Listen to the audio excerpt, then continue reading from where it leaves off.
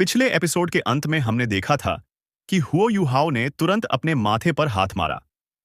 तांग Wutong ने भी बेबस होकर आह भरी, क्योंकि दुकान में आने वाला कोई और नहीं बल्कि लोंग स्याओयाओ था। दोनों ने एक दूसरे की ओर देखा और एक दूसरे के चेहरे पर हैरानी साफ दिखाई दे रही थी। लोंग स्याओयाओ ने भी उन्हें देख लिया था। यह शक्तिशाली सोल मास्टर उनकी मेज की ओर आया, कुर्सी खींची और उनके सामने बैठ गया। अब आगे देखेंगे। लोंग शाओयाओ मुस्कुराते हुए बोला कि मुझे उम्मीद नहीं थी कि हम इतनी जल्दी फिर मिलेंगे। हुओ युहाओ ने आह भरते हुए कहा कि एल्डर, आपकी कल्टीवेशन सच में समझ से बाहर है। हमें इतना सावधान रहने के बावजूद आप हमें ढूंढ लेंगे, ये मैंने नहीं सोचा था। भले ही भेष बदलना आसान था, लेकिन लोंग शाओयाओ के उन्हें पहचान लेने के बाद हुओ युहाओ समझ गया था कि अब अपनी पहचान छिपाना नामुमकिन है। लोंग शाओयाओ हंसते हुए बोला कि अगर मैं कहूं कि यह सिर्फ एक इत्तेफाक है, तो क्या तुम यकीन करोगे? हुओ युहाओ के होंठ हल्के से टेढ़े हो गए। उसे लगा कि इतने बेवकूफ सवाल का जवाब देने की जरूरत ही नहीं है। उसने अपनी सिंसेरिटी दिखाने के लिए मॉल्ट वाइन का कप उठाया और एक ही बार में पी गया। मॉल्ट वाइन का कड़वा लेकिन खुशबूदार स्वाद तुरंत उसके सीने में फैल गया। बहुत सुकून मिला, लेकिन कड़वाहट देर तक बनी रही। इस बार ये शीशुई उनके टारगेट्स में से एक थी। इसी समय वेटर पहले ही लोंग शाओयाओ का ऑर्डर किया हुआ खाना ले आया था। ग्रैंडपा लोंग, आप तो बहुत समय बाद आए हैं। जल्दी से हमारे शेफ द्वारा चुना गया ये स्वादिष्ट बीफ टेंडरलॉइन चखिए। वेटर ने जोश से खाना उसके सामने रखते हुए कहा। ठीक है, उसकी तरफ से धन्यवाद कह देना, लोंग शाओयाओ हंसते हुए बोला और छोटे चाकू से बीफ टेंडरलॉइन काटने लगा। वेटर वहां से चला गया और तांग वुतोंग खुद को रोक नहीं पाई और बोली कि आप इतने बूढ़े होकर भी मांस खा रहे हैं। क्या आपको डर नहीं लगता कि लोग आपका मजाक उड़ाएंगे? लोंग शाओयाओ हंस पड़ा और बोला कि खाना जिंदगी की खुशी है। ये ऐसा काम है जो हम जन्म से लेकर मौत तक हर दिन करते हैं। मुझे मांस पसंद है। अगर मैं मांस भी ना खा सकूं, तो जीने का क्या मतलब? ऐसा कहते हुए उसने शराब और मांस दोनों को साथ में खाने पीने लगा। हुओ युहाओ थोड़ी देर तक लोंग शाओयाओ को देखते हुए सोच में डूबा रहा। फिर बोला कि अभी मुझे सच में लगने लगा है कि हमारी मुलाकात एक इत्तेफाक ही है। लोंग शाओयाओ हंसते हुए बोला कि इसलिए तो मैंने कहा था कि हमारे बीच किस्मत का रिश्ता है ना? जो भी तुम देख रहे हो, वो मेरे साथ साझा करो। मुझे पता है कि तुम्हारे पास वो एबिलिटी है। हुओ युहाओ खुद को रोक नहीं पाया और जो कुछ वह देख रहा था, सब लोंग शाओयाओ के साथ साझा कर दिया। लोंग शाओयाओ इंपीरियल पैलेस से हुओ युहाओ से कहीं ज्यादा परिचित था। उसने तुरंत पैलेस के चारों कोनों में कुछ गड़बड़ महसूस की। लोंग शाओयाओ ने हैरानी से पूछा कि ओह, ये क्या है? चारों कोने इतनी तेज रोशनी में क्यों हैं? हुओ युहाओ ने कहा कि अगर मैं गलत नहीं हूं, तो ये हाई एनर्जी कंप्रेशन अरे सोल टूल्स होने चाहिए। एल्डर ये भी क्लास 9 सोल इंजीनियर हैं। आपने ऐसे सोल टूल्स के बारे में सुना ही होगा। लोंग शाओयाओ का चेहरा तुरंत बदल गया। उसने कहा कि तुम क्या कह रहे हो? हाई एनर्जी कंप्रेशन, अरे सोल टूल्स? नहीं, ये नामुमकिन है। सन मून एम्पायर में ऐसे सॉल टूल्स सिर्फ शहर के बाहर होते हैं। ये पैलेस में कैसे हो सकते हैं? हो युहाओ बोला कि मैं आज पैलेस की जांच करने वाला था, लेकिन अंदर जाने से पहले ही मुझे एक अजीब सा अपशकुन महसूस हुआ, इसलिए मैं यहां आ गया। उसके बाद मैंने दूर से ऑब्जर्व किया। एल्डर, ये अभी अभी अंदर गई लगती हैं। लोंग शाओयाओ का चेहरा गंभीर हो गया। उसने मॉल्ट वाइन का एक बड़ा घूंट लिया और आंखें आधी बंद कर लीं। सन मून एम्पायर की ताकत वाकई हमारी उम्मीद से कहीं ज्यादा निकल गई है। देखते रहो। हाई एनर्जी कंप्रेशन अरे सोल टूल्स का पता चलने के बाद भी वह तुरंत वहां से नहीं गया। वह आराम से बीफ खाता और शराब पीता रहा।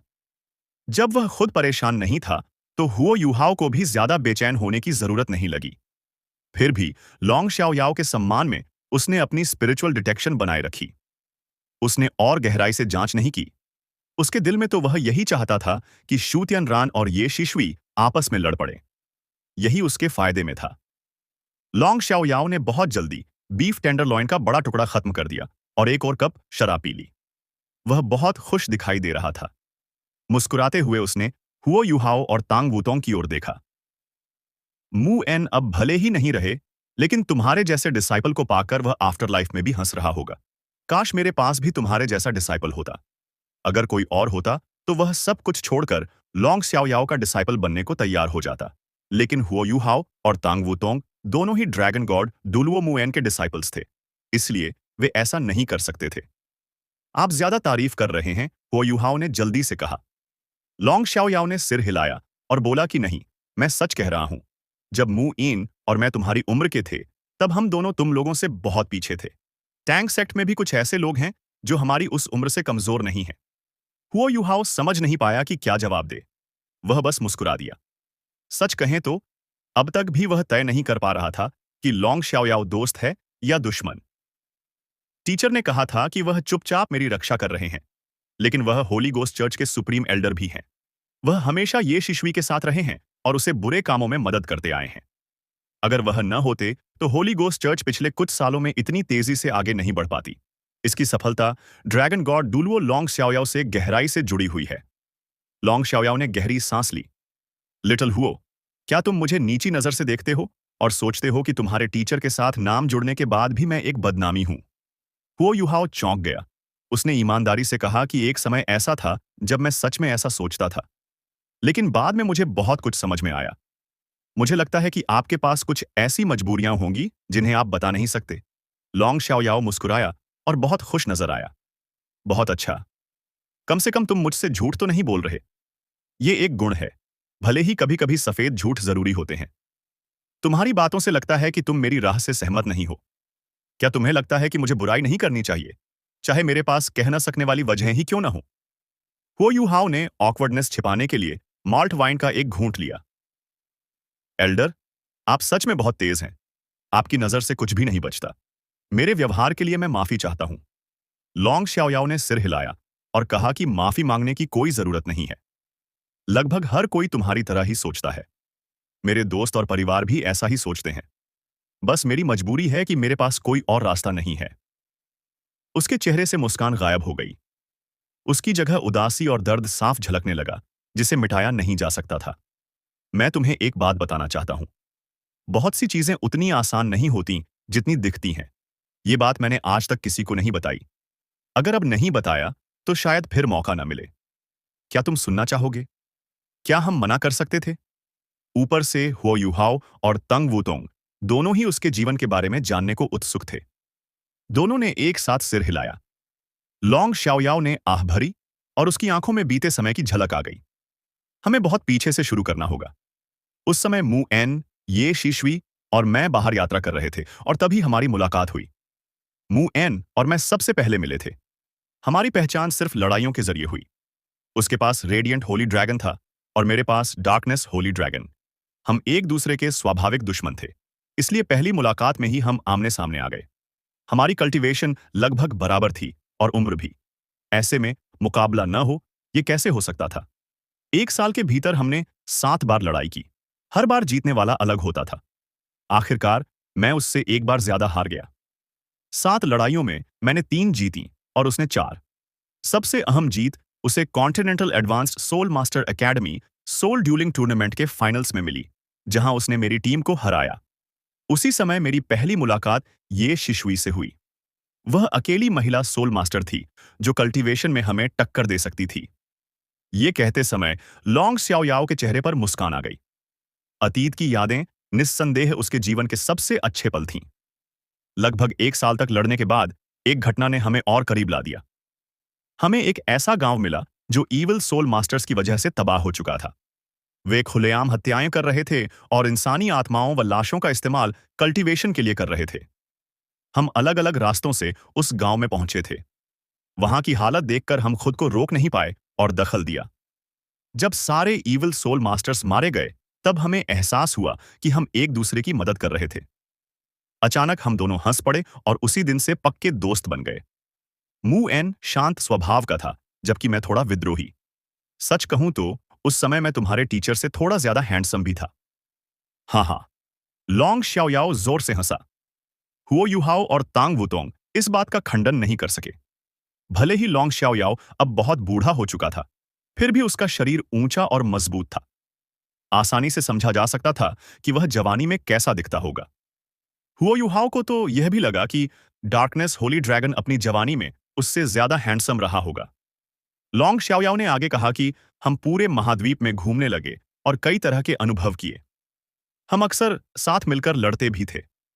फिर हमें हैरानी हुई जब हमने पाया कि हमारी मार्शल सोल्स अलग अलग टाइप की होने के बावजूद एक दूसरे की पूरक थीं। हम एक बार फ्यूजन स्किल भी इस्तेमाल करने में कामयाब हुए। डार्कनेस और लाइट सच में एक साथ आ सकते हैं। क्या यह जादुई नहीं लगता? Fusion skill. हुआ यूहाओ और तांग वूतोंग एक दूसरे को देखने लगे। यह जानकारी उनके लिए बिल्कुल नई थी। न एल्डर मू ने और न ही एल्डर श्वान ने उन्हें इसके बारे में कभी बताया था। क्या डार्कनेस और लाइट सच में फ्यूज हो सकते हैं? लॉन्ग श्याओयाओ की बातों से साफ था कि उस समय वह एल्डर श्वेन से अलग तरह का इंसान था। यह भी पता चला कि एल्डर मू और लॉन्ग श्याओयाओ की पहचान टूर्नामेंट से थी। मूएन और मैंने इस पर गहराई से सोचा। हमें लगा कि हम फ्यूजन स्किल इसलिए इस्तेमाल कर पाए क्योंकि हमारी मार्शल सोल्स के बीच एक कनेक्शन था। भले ही डार्कनेस और लाइट एक दूसरे के उलट हों, लेकिन हमारे बीच एक समानता थी। हमारी मार्शल सोल्स दोनों ड्रैगन थीं। इसी ब्लड लाइन की समानता की वजह से हम फ्यूजन कर पाए। लेकिन हमारी मार्शल सोल्स सिर्फ 50% कंपैटिबल थीं। डार्कनेस और लाइट के टकराने से एक बेहद विनाशकारी ताकत पैदा होती थी, लेकिन इससे हमारी कल्टीवेशन नहीं बढ़ती थी। तुम्हारे फ्यूजन के मुकाबले हम अब भी बहुत पीछे थे। हमारा रिश्ता और भी बेहतर होता चला गया और हम बहुत अच्छे दोस्त बन गए। ये सब तब तक ठीक था जब तक एक दिन हमारी फिर से ये शिशुई से मुलाकात नहीं हुई। ये शिशुई अपनी जवानी में सच में बहुत खूबसूरत थी। लड़की, वह तुमसे किसी भी तरह कम नहीं थी। ये कहते हुए भले ही लॉन्ग श्याओयाओ बहुत बूढ़ा हो चुका था, फिर भी उसकी आंखों में एक मोहित सा भाव दिखाई दिया। उस समय वह बहुत चुलबुली और प्यारी थी। बहुत जल्द हम तीनों बहुत अच्छे दोस्त बन गए और साथ मिलकर पूरे महाद्वीप में घूमने लगे। शिशुई का स्वभाव बहुत अच्छा था। हम दोनों भी जवान पुरुष थे। जल्दी ही ये साफ हो गया कि हम दोनों उसे पसंद करने लगे थे। हम दोनों ने इस बारे में निजी तौर पर बात की। चूंकि हम दोनों उसे पसंद करते थे, इसलिए हमने तय किया कि हम अपनी अपनी काबिलियत के दम पर उसका दिल जीतने की कोशिश करेंगे। मैं तुम्हारे टीचर से ज्यादा कॉन्फिडेंट था। आखिरकार लुक्स के मामले में मैं उससे कहीं बेहतर था। मेरी ताकत भी उससे कम नहीं थी। मुझे पूरा भरोसा था कि मैं शिशुई का दिल जीत सकता हूं। मैंने उससे यह भी कहा कि चाहे वह किसी को भी चुने, दूसरा पक्ष उसका फैसला स्वीकार करेगा और हम हमेशा अच्छे दोस्त बने रहेंगे। मूएन ने इस बात से सहमति जताई। हमारे रिश्ते में जलन न आए, इसके लिए मूएन और मैंने तय किया कि किसी एक दिन हम दोनों शिशुई से मिलेंगे और अपने दिल की बात कह देंगे। हम चाहते थे कि वह खुद फैसला करे। भावनाओं को छिपाने से अच्छा था कि खुलकर कह दिया जाए। शिशुई शायद हम दोनों से डर गई थी। उसने लगभग आधा दिन सोचा, उसके बाद अपना फैसला सुनाया। उस समय लॉन्ग श्याओयाओ के चेहरे पर कड़वाहट झलक आई। लॉन्ग श्याओयाओ ने बेबसी से सिर हिलाया और कहा कि मैंने कभी नहीं सोचा था कि ठुकराया जाने वाला मैं ही बनूंगा। शिशुई ने मूएन को चुना। आज तक मुझे याद है कि मूएन कितना खुश था। वह अपनी खुशी छिपा ही नहीं पाया। वह उछल पड़ा, उसने उसे गले लगा लिया और उसे उठाकर 3 बार घुमाया। भले ही हमने अच्छे दोस्त बने रहने का वादा किया था, लेकिन उस समय मैं पूरी तरह टूट चुका था। मैं बिना पीछे देखे वहां से चला गया। जब मूएन मुझे रोकने आया, तो मैं पूरी ताकत से भाग गया। वह मेरे पीछे नहीं आया, क्योंकि उसे शिशुई का ध्यान रखना था। वो यूहाओ खुद को रोक नहीं पाया और बोला कि एल्डर लॉन्ग, जरा रुकिए। मुझे तो ये पता चला था कि शिशुई ने आप दोनों में से किसी को नहीं चुना था। उसने कहा था कि 1 साल बाद आप दोनों लड़ें और जो जीतेगा वही उसे पाएगा। लेकिन आप दोनों में से कोई भी नहीं गया था। लॉन्ग श्याओयाओ ने ठंडी सांस भरी और कहा कि ये बात तुम्हें लिटिल श्वान से पता चली होगी। उसने भी ये बात किसी और से सुनी थी। सच ये है कि बाद में हमारी लड़ाई हुई थी, लेकिन तब तक शिशुई पहले से ही उसके साथ थी। बस उन्होंने इस बात को छुपा कर रखा था। आह भरते हुए लॉन्ग श्याओयाओ ने कहा कि मैं असल में बहुत घमंडी इंसान हूं। ये बात मुझे हमेशा से पता थी। वो मेरे पूरे जीवन का सबसे बड़ा झटका था। मैं बिना किसी मकसद के गलियों में भटकता रहा। पता ही नहीं चला कब मैं शहर से बाहर निकल गया और जंगलों में पहुंच गया। मैं अकेला था और मुझे यह भी नहीं पता था कि मैं कितनी देर तक चलता रहा। मेरा दिल पूरी तरह टूट चुका था। ठुकराए जाने का दर्द असहनीय था। उस समय मैं मूएन से नफरत करता था। मैं शिशुई से भी नफरत करने लगा था। मुझे समझ नहीं आ रहा था कि उसने उसे ही क्यों चुना। मुझे पूरा भरोसा था कि मैं उससे ज्यादा हैंडसम था। शिशुई की आंखों से मैं साफ देख सकता था कि वह मुझे भी पसंद करती थी। शायद तुम मुझ पर हंसो, लेकिन उस समय मुझे सच में बहुत भरोसा था। फिर भी आखिर में उसने मूएन को ही चुना। क्या सिर्फ इसलिए कि वह श्रेक एकेडमी से था? मुझे बहुत गुस्सा आया। सच में बहुत गुस्सा आया। लेकिन मैं लौट नहीं सकता था। मैं पहले ही मू एन से वादा कर चुका था कि वह जिसे भी चुने, हम दोस्त बने रहेंगे। मैं वापस जाकर उससे फिर से उसे छीनने की कोशिश नहीं कर सकता था। इसलिए मैं चला गया, और जब गया, तो पूरे 1 साल के लिए चला गया। उस 1 साल में मैंने पूरे महाद्वीप में अपना दबदबा बना लिया। मैं ताकतवरों से लड़ा और कमजोरों की मदद की। मैं पहले से कहीं ज्यादा सख्त और निर्दयी हो गया था। सच कहूं तो मैं उन्हीं दोनों की खबरें ढूंढ रहा था। वे दोनों एक जोड़ी की तरह पूरे महाद्वीप में मशहूर हो चुके थे और युवा सोल मास्टर्स की पीढ़ी में सबसे आगे थे। समय ने मेरे घाव नहीं भरे। आखिरकार मैंने तय किया कि मुझे उनसे मिलने जाना ही होगा। मैं अपनी आंखों से देखना चाहता था कि वे कितने खुश हैं। मुझे पता था कि अपनी भावनाओं से भाग पाना मेरे लिए आसान नहीं होगा। मैं जिद्दी इंसान हूं, इसलिए आखिर में मैंने देखने का फैसला किया। चाहे जो भी हो, मुझे देखना ही था। किस्मत ने तय किया कि हमारी फिर से मुलाकात होगी। वे दोनों सच में बहुत खुश थे। जब मुएन ने मुझे देखा, तो वह थोड़ा असहज हो गया। उसने मुझे दिलासा दिया और हम दोनों ने साथ बैठकर इतनी शराब पी कि दोनों नशे में धुत हो गए। लेकिन उस समय मैं अजीब तरह से बहुत शांत था। जब मैंने उसे देखा, तो मैं मुएन को दोष नहीं दे पाया। तुम्हारे टीचर सच में अच्छे इंसान हैं। वह वाकई बहुत अच्छे इंसान हैं। मुझे पूरा भरोसा है कि शिशवी को पाने के दौरान उन्होंने कोई चाल नहीं चली थी। किसी को पसंद करना बदला नहीं जा सकता। अगर पसंद है तो है, अगर नहीं है तो नहीं है। तभी मुझे अचानक महसूस हुआ कि मैं आखिरकार सब कुछ छोड़ पा रहा हूं। उस एहसास ने मुझे बहुत हल्का और खुश कर दिया। छोड़ पाना अच्छा था।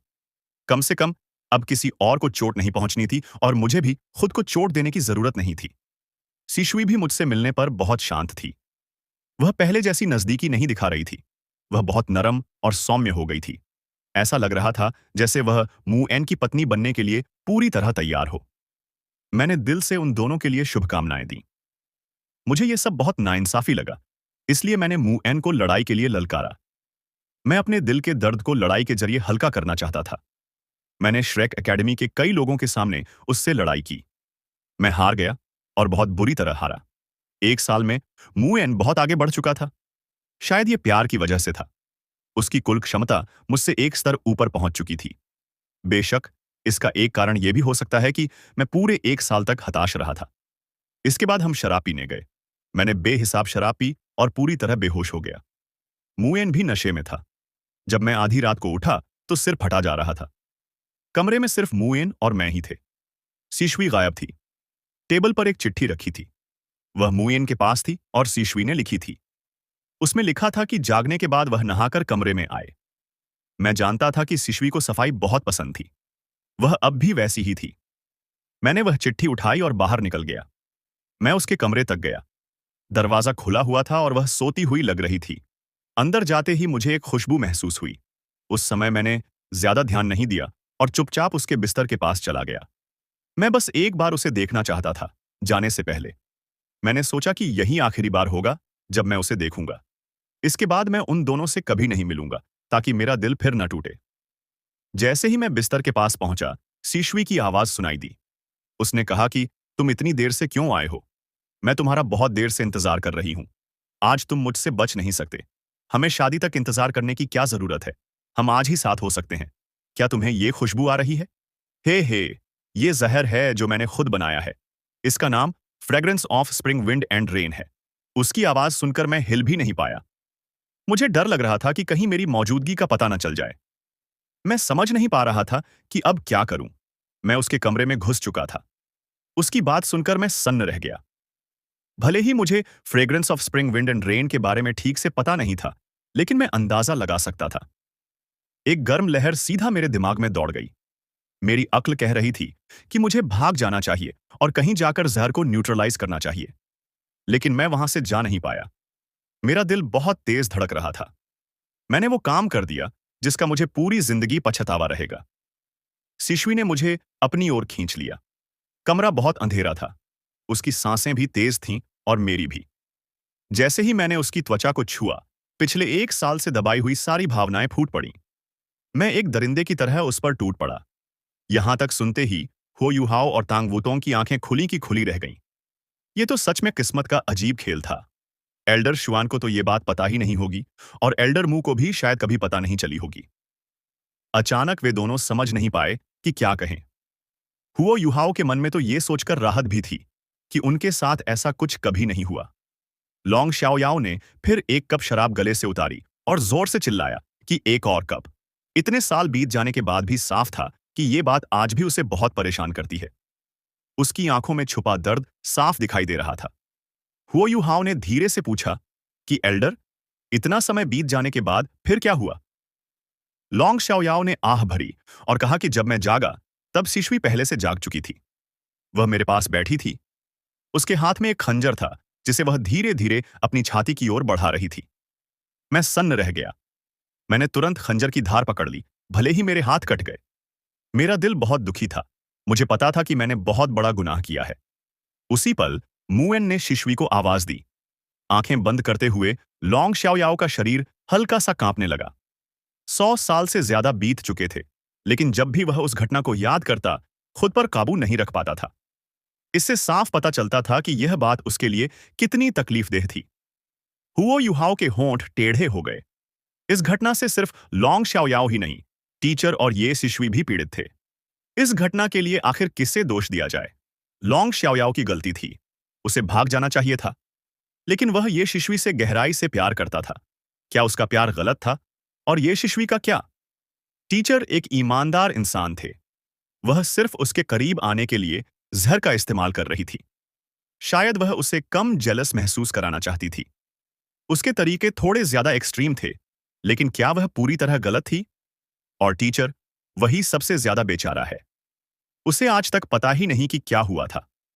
उसकी प्रेमिका और उसका सबसे अच्छा दोस्त दरअसल हुओ युहाओ अब और कुछ पूछ नहीं पाया। उसने खुद को उनकी जगह रखकर सोचा, अगर वह उनमें से कोई भी होता तो वह भी किस्मत को स्वीकार नहीं कर पाता। मॉल्ट वाइन फिर से आ गई। लोंग शाओयाओ लगातार और ज्यादा शराब पीता चला गया। उसके चेहरे पर एक अस्वस्थ सी लाली उभर आई। वेटर ने जल्दी से कहा, एल्डर लोंग, धीरे पीजिए। इतनी तेज शराब पीना सेहत के लिए अच्छा नहीं है। लोंग शाओयाओ ने हल्के से सिर हिलाया। कप हटा लो। मैं अब और नहीं पीऊंगा। बस थोड़ी देर और बैठूंगा। ठीक है, कोई दिक्कत नहीं। आप और आपके दोस्त जितनी देर चाहें बैठ सकते हैं, वेटर ने कहा और कप हटा लिया। लोंग शाओयाओ ने फिर से आंखें खोलीं।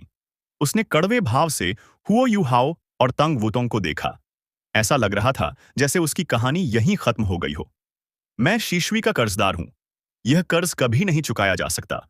वो उसका पहली बार था। मैं मुएन का भी कर्जदार हूं। उसका कर्ज भी मैं नहीं चुका सकता। अब तुम समझ गए हो कि मैं ये सब बुराइयां क्यों कर रहा हूं। मुझे पता था कि शिशुई अपनी होली गोस्ट चर्च के जरिए कत्लेआम कर रही है। फिर भी मैंने उसे बचाने का फैसला किया। मुझे लगा था कि मैं सब भूल जाऊंगा, लेकिन मैं नहीं भूल पाया। इतने दशकों बाद भी जब भी मैं उसे देखता हूं, सब कुछ साफ साफ याद आ जाता है। इसलिए वह चाहे जो भी करे, मैं उसे रोक नहीं सकता। मुझे ऐसा करने का कोई हक नहीं है। जिस पल मैंने वो भारी गलती की थी, उस पल से मेरी जिंदगी मेरी नहीं रही। मुएन के मुकाबले शिशुई को ज्यादा चोट पहुंची। उसकी जिंदगी मैंने बर्बाद की। मैं उससे प्यार करता हूं और उसके लिए सब कुछ कुर्बान करने को तैयार हूं। मेरी जिंदगी भी उसी की है। मैं उससे पहले ही मर सकता हूं। अगर वह मुझसे पहले मर गई तो मैं भी उसके पीछे चला जाऊंगा। इसलिए कोई भी मुझे उससे अलग होने के लिए मना नहीं सकता। मेरी जिंदगी बहुत पहले ही उसकी जिंदगी से बंध चुकी है। लोंग शाओयाओ की सांसें थोड़ी भारी हो गईं, लेकिन उसके चेहरे पर एक हल्कापन भी था। इतने सालों में यह पहली बार था जब उसने अपनी कहानी किसी को बताई थी। हालांकि उसने पूरी कहानी नहीं सुनाई, लेकिन आगे क्या हुआ होगा, ये कोई भी समझ सकता था। आगे सिर्फ एक त्रासदी ही थी। हुओ युहाओ के मन में भी अजीब भावनाएं थीं। वह तय नहीं कर पा रहा था कि उसे डार्कनेस होली ड्रैगन पर दया करनी चाहिए या अपने टीचर के लिए दुखी होना चाहिए।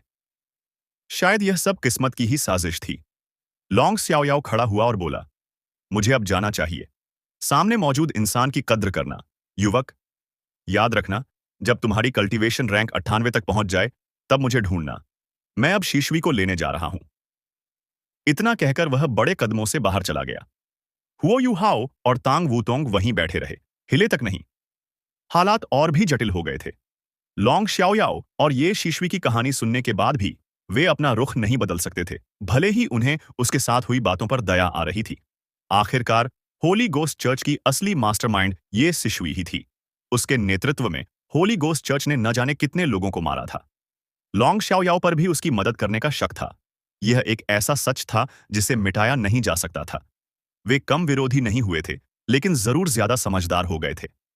हुओ यूहाओ ने तांग वुतोंग का हाथ पकड़ा और कड़वी हंसी के साथ बोला, अब तक मुझे लगता था कि हमने बहुत कुछ झेला है, लेकिन टीचर, एल्डर लॉन्ग और ये शिशुई ने जो सहा है, उसके सामने ये कुछ भी नहीं है।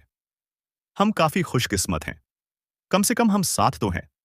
मैं सच में अब संतुष्ट हूं। मेरा मन करता है कि मैं तुम्हें लेकर कहीं दूर, किसी शांत जगह पर चला जाऊं और वहीं साथ रहूं। कभी कभी अपने साथियों से मिल लिया करेंगे। कितना अच्छा होगा ना। तंग वूतोंग खड़ी हुई और हुओ युहाओ के पास आ गई। वह उसकी गोद में बैठ गई और उसकी गर्दन से लिपट गई। उसने अपना चेहरा पूरी तरह उसकी बाहों में छुपा लिया। हुओ युहाओ को कुछ गीला सा महसूस हुआ। तंग वूतोंग का शरीर हल्का हल्का कांप रहा था।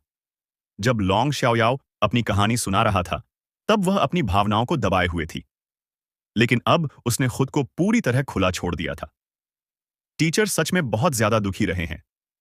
मैं समझ सकती हूं कि उन्होंने बॉडी सेक्ट के खिलाफ इतनी जान लगाकर लड़ाई क्यों की। उनकी काबिलियत के साथ उन्हें इतनी आसानी से चोट नहीं लग सकती थी। अगर श्रेक की रक्षा के लिए न होता, तो शायद वह खुद को पहले ही मुक्त कर चुके होते। उन्होंने जो दर्द सहा है, वह शायद एल्डर लॉन्ग से भी कहीं ज्यादा गहरा है, तेंग वूतोंग ने धीरे से कहा। हुओ युहाओ ने चुपचाप सिर हिला दिया। मू एन ने कभी उन्हें अपने ये शिशुई और लॉन्ग श्याओयाओ के बीच की कहानी नहीं बताई। उसने यह राज अपनी मौत तक अपने दिल में ही रखा। हुओ युहाओ के दिमाग में एल्डर मू की छवि उभर आई। उसे उसका बूढ़ा चेहरा याद आया और हुओ युहाओ की आंखें लाल होने लगीं। Sun moon empire, imperial palace. ये शिशुई बैठी हुई थी और उसके हाथ में चाय का एक कप था। वह चुपचाप चाय का स्वाद ले रही थी। इंपीरियल पैलेस चाय परोसने के मामले में बहुत सख्त नियमों का पालन करता था। सिर्फ सबसे अच्छी आधी किण्वित चाय की पत्तियां चुनी जाती थीं। उन्हें खास तरीके से तैयार किया जाता था। हर साल ऐसी चाय की बहुत कम पैदावार होती थी। सिर्फ शाही परिवार के सदस्यों को ही इसे पीने का अधिकार था। इस समय ये शिशुई बहुत शांत थी। शू तियनरान मुख्य आसन पर बैठा था। उसके पास ही जूजी बैठी थी। एल्डर ये, हो सकता है कि यह मामला सच में एक गलत फहमी हो। मुझे उम्मीद है कि आप दिल बड़ा रखेंगी। मैं चर्च की भरपाई करने को तैयार हूं। अगर आपको किसी भी चीज की जरूरत हो, तो बस बता दीजिए। शू तियनरान ने शालीनता से मुस्कुराते हुए कहा। जूजी उसके पास चमकीले पीले वस्त्रों में बैठी थी। उसने एक शब्द भी नहीं कहा। उसने कोई प्रतिक्रिया तक नहीं दी। ये शिशुई ने चाय का कप नीचे रखा। उसने जूजी की ओर देखा और कहा, योर मैजेस्टी, अगर मुझे किसी एक इंसान की चाह हो तो, अगर मुझे सिर्फ एक ही इंसान चाहिए तो। स्यू तियनरान का भाव थोड़ा सख्त हो गया। भले ही वह जानता था कि ये शिशुई किसे चाहती है, फिर भी उसने पूछा, तुम किसे चाहती हो? ये शिशुई ठंडी हंसी हंसी। मैं चाहती हूं कि हर मैजेस्टी मेरे साथ होली गोस्ट चर्च चले। क्या यह मुमकिन है? जूजी शांति से बैठी रही। ऐसा लग रहा था जैसे वह शू तियनरान के किसी भी आदेश को मानने के लिए तैयार हो। उसके चेहरे पर कोई भाव नहीं था। शू तियनरान के चेहरे का भाव थोड़ा बदला। उसने कहा, एल्डर ये, मुझे डर है कि यह संभव नहीं है। मेरा इनर पैलेस पहले ही बहुत खाली है। मेरे पास सिर्फ एम्प्रेस है। हम दोनों एक दूसरे के बहुत करीब हैं। यह मामला थोड़ा अजीब है। क्यों ना हम ठीक से जांच के बाद बात करें? ये शिशुई ने हाथ हिलाकर कहा, इसकी जरूरत नहीं है। अगर किसी को दोषी ठहराना हो, तो बहाना हमेशा मिल ही जाता है। मुझे आपसे किसी जांच की उम्मीद नहीं है। वैसे भी आपके कामों से मैं समझ चुकी हूं कि आपने क्या फैसला लिया है। अब और कुछ कहने को नहीं बचा। मैं योर मैजेस्टी की सोच समझ सकती हूं। अभी जो मैंने कहा था, वह सिर्फ मजाक था। चूंकि आपने हमें छोड़ देने का फैसला कर लिया है, तो मेरी बस एक ही इच्छा है कि आप होली गोस्ट चर्च को बख्श दें। मैं चर्च को लेकर एम्पायर छोड़ने को तैयार हूं। हम बस शांति चाहते हैं। स्यू तियनरन हैरानी से ये शिशुई को देखने लगा। क्या यह वही डेथ गॉड डूलवो थी जिसे वह जानता था? उसने कभी नहीं सोचा था कि वह ऐसा कहेगी। ये सब क्या हो रहा है? वह ऐसा व्यवहार क्यों कर रही है? ये शिशुई ने फिर से चाय का कप उठाया और एक घूंट लिया। उसने आह भरी। मैं थक चुकी हूं। मेरी जिंदगी में अब कोई और चाह नहीं बची है। मैं बस चाहती हूं कि अपनी बाकी की जिंदगी शांति से गुजारूं। योर मैजेस्टी, आपको मानना होगा कि चर्च ने एम्पायर के लिए योगदान दिया है। भले ही हमने आपको बहुत परेशानियां दी हों। मुझे उम्मीद है कि आप इस वजह से हम पर थोड़ी दया दिखाएंगे। बस इतना हो जाए, वही काफी है। ज़ू तियनरान हंसा और बोला, एल्डर ये, आप क्या कह रही हैं? आपकी चर्च रहना चाहे या जाना, यह पूरी तरह आपका फैसला है। चाहे जो भी हो, चर्च हमेशा एम्पायर की पार्टनर रहेगी। बस ये नेशनल चर्च वाला मामला। ये शिशुई हल्के से मुस्कुराई। ये तो सिर्फ एक टाइटल है। हमें इसकी जरूरत नहीं है। आप इसे वापस ले सकते हैं। मैं आज यहां बस ये बताने आई थी कि हम कोई बदला नहीं लेंगे। हम सिर्फ शांति चाहते हैं। बस यही कहने आई थी। योर मैजेस्टी, अपना ध्यान रखिए। मैं अब चलती हूं। ये शिशुई खड़ी हुई और धीरे धीरे बाहर की ओर चल दी। उसके कदम थोड़े धीमे थे और वह बहुत बूढ़ी भी लग रही थी। शू तियनरन भी खड़ा हुआ और हाथ से इशारा किया, लेकिन वह अपनी जगह से हिला तक नहीं। वह बस डेथ गॉड डूलो को पैलेस हॉल से धीरे धीरे बाहर जाते हुए देखता रहा। जूजी ने संदेह भरी नजर से शू तियनरन को देखा। उसने धीरे से पूछा, योर मैजेस्टी, क्या आपको लगता है कि वह सच बोल रही है? शू तियनरन ने कंधे उचकाए और चेहरे पर ठंडी मुस्कान ले आया। क्या वह इतनी सीधी हो सकती है? जितना ज्यादा वह कमजोर बनने की कोशिश कर रही है, उतनी ही बड़ी समस्या है। वह बस हमें सुन्न करना चाहती है। न सिर्फ हमें अपनी योजना जारी रखनी है, बल्कि और तेजी से करना होगा। जूजी की आंखों में चमक आ गई। तो अब? शू तियनरन ने सिर हिलाया और अपने दाहिने हाथ को जोर से नीचे की ओर झटका। जूजी अचानक खड़ी हुई, मुड़ी और बाहर चली गई। पैलेस हॉल से बाहर निकलते ही ये शिशुई के चेहरे पर राहत झलकने लगी। उसने आखिरकार वह सब कह दिया था जो उसे कहना था। अब सच में उसके जाने का समय आ गया था। शू तियनरन ने उस पर भरोसा किया या नहीं, इससे फर्क नहीं पड़ता था। उसने जो कहा था वही सच था। वह दिल से निकली हुई बात थी। इतने सालों बाद मैं सच में थक चुकी हूं। बहुत ज्यादा थक चुकी हूं। टीचर, चाहे कुछ भी हो, मैंने आपकी उम्मीदों पर खरा उतरने की कोशिश की है। आगे की जिंदगी में मैं बस अपने लिए और उसके लिए जीना चाहती हूं। जैसे जैसे ये शिशुई आगे बढ़ती गई, उसकी चाल में अब पहले जैसी सुस्ती नहीं रही। उसकी जगह फुर्ती आ गई थी। यह वह फुर्ती थी जो सब कुछ छोड़ देने के बाद आती है। उसके चेहरे पर मुस्कान थी। उसके फीके सफेद चेहरे पर हल्की सी लालिमा आ गई थी। वह अब सच में सब कुछ छोड़ पाने में कामयाब हो गई थी। तो चलिए इस वीडियो को यहीं समाप्त करते हैं। अगर वीडियो अच्छी लगी हो तो लाइक जरूर करें। अपने विचार कमेंट में लिखें और आने वाले नए एपिसोड के लिए चैनल को जरूर सब्सक्राइब करें। अगले वीडियो में फिर मुलाकात होगी। धन्यवाद।